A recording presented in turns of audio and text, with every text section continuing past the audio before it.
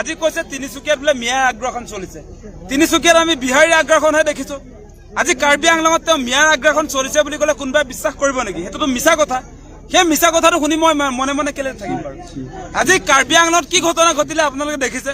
কাৰ্বি আংলঙত ভূমিপুত্ৰ কাৰ্বিক, যাক কলম্বাছ বুলি কোৱা হয়, আচলতে অসমীয়া জাতিৰ কলম্বাছ, কাৰ্বি জাতিক বিহাৰীয়ে গোবেক বুলি কয়। ভূমিপুত্ৰ কাৰ্বিক গোবেক কোনে দিয়ে? বিহাৰী আৰু বাঙালীয়ে। আৰু সেই বিহাৰী আৰু বাঙালীৰ মুখপাত্ৰ কোন? হিমন্ত বিশ্ব শৰ্মা। আজি যিবিলাক বেদখলকাৰী বিহাৰী আৰু বাঙালী ওলাইছে, তেওঁলোকৰ কথা বতৰাবিলাক কয় মুখ্যমন্ত্ৰী হিমন্ত বিশ্ব শৰ্মাই।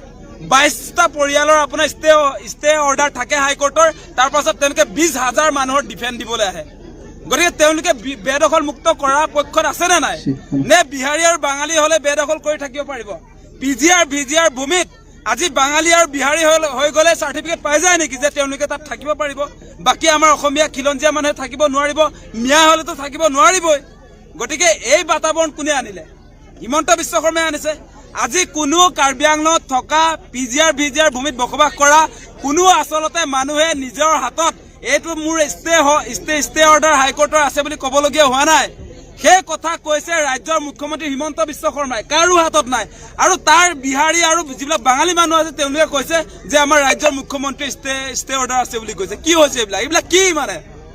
আপোনাৰ ক'ত গা জ্বলিছে?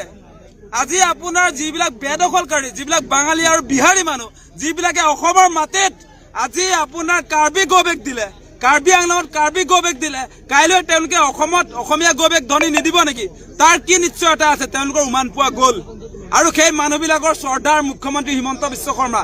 বহিৰাগত বনিয়া আৰু বহিৰাগত যিবিলাক বিহাৰী, মাৰোৱাৰী, বাঙালী, যিবিলাকে অবৈধভাৱে অসমৰ মাটি আগ্ৰাসন কৰিছে, আজি তিনিচুকীয়াত কওক, আজি কাৰ্বি আংলঙত কওক, গোটেই অসমত আজি মূল টাউনবিলাক কাৰ দখলত আছে? আজি মিয়াৰ দখলত আছে নে? যে এই আপোনালোকে যিবিলাক টাউনৰ কথা কৈ আছে, আজি মুখ্যমন্ত্ৰী হিমন্ত বিশ্ব শৰ্মাই যে গুৱাহাটীত যিটো কথা কৈছে যে উবেৰ ড্ৰাইভাৰটো সুধিবচোন তেওঁ চিনাকি নে অচিনাকি, সেই কথা যে কৈ শ্বপিং মল বিলাক কাৰ? তেনেহলে ডাঙৰ ডাঙৰ গুৱাহাটীত থকা অট্টালিকাবিলাক মিয়াৰ নেকি? আজি যে আমি দেখিছো এই প্ৰটেক্ট প্ৰাইড বিল্ডিংটো মিয়াৰ নেকি? আজি আপোনাৰ চিটি চেণ্টাৰ মিয়াৰ নেকি? আজি গণেশগুৰিত থকা সেই ডাঙৰ ডাঙৰ অট্টালিকাবিলাক য'ত কাপোৰৰ শ্বপিং মল বিলাক আছে, আজি সেই শ্বপিং মল বিলাক মিয়াৰ নেকি? সেই প্ৰশ্নটো মুখ্যমন্ত্ৰী হিমন্ত বিশ্ব শৰ্মাই উত্থাপন কৰিছো। আজি বহিৰাগত বনিয়াই গোটেই অসমৰ প্ৰতিটো জিলাৰ আপোনাৰ টাউন বিলাক দখল কৰিলে, প্ৰতিটো জিলাৰ।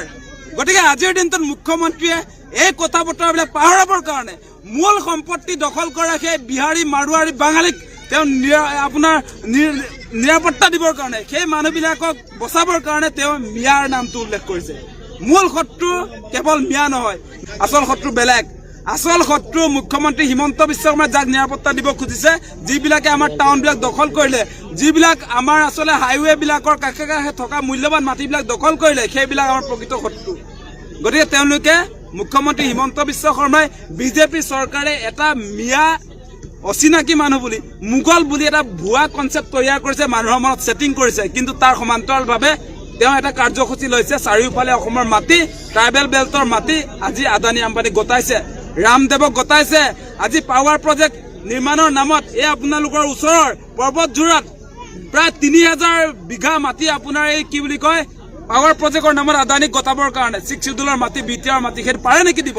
আজি কাৰ্বি আংলঙত য'ত 6 শিডিউল আছে তাৰ মাটিও আপোনাৰ এই আদানী আম্বানী বৃহৎ কৰ্পৰেট গোষ্ঠীক তেওঁ দিব খুজিছে। আৰু সেই কথা বতৰাবিলাক লুকুৱাবৰ কাৰণে তেওঁ মিয়া উবেৰ ড্ৰাইভাৰটোক টানি আনিছে। সেই কথাটো মেইন কথা। অসমৰ ৰাইজ মেইন কথাত আমি ধৰিব লাগিব।